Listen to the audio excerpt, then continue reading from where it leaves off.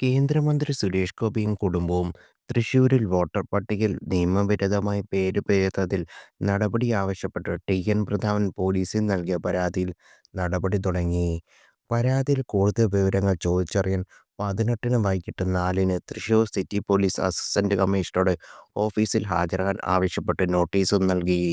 City police കമ്മീഷണർക്ക് നൽകിയ പരാതി അന്വേഷണത്തിനായി അസിസ്റ്റന്റ് കമ്മീഷണർക്ക് കൈമാറിയിരുന്നു.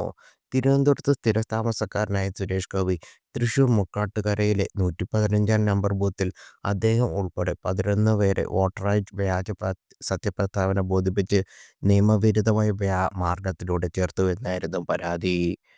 ജനപ്രതിനിധി നിയമം അനുസരിച്ച് സ്ഥിരതാമസക്കാരായ വ്യക്തികൾക്ക് മാത്രമേ ആ ബൂത്തിൽ വോട്ട് ചേർക്കാൻ സാധിക്കുകയുള്ളെന്നും പതിറ്റാണ്ടുകളായി സുരേഷ് ഗോപിയും കുടുംബവും തിരുവനന്തപുരം നിയമസഭാ മണ്ഡലത്തിലെ ശാസ്തമംഗലം ഡിവിഷൻ 22/1788 എന്ന വീട്ടു നമ്പറിൽ സ്ഥിരതാമസക്കാരാണെന്നും പരാതി ഉണ്ടായിരുന്നു. കൂടുതൽ വാർത്തകൾ അറിയാൻ ഈ ചാനൽ സബ്സ്ക്രൈബ് ചെയ്യുക, ഷെയർ ചെയ്യുക. Thank you.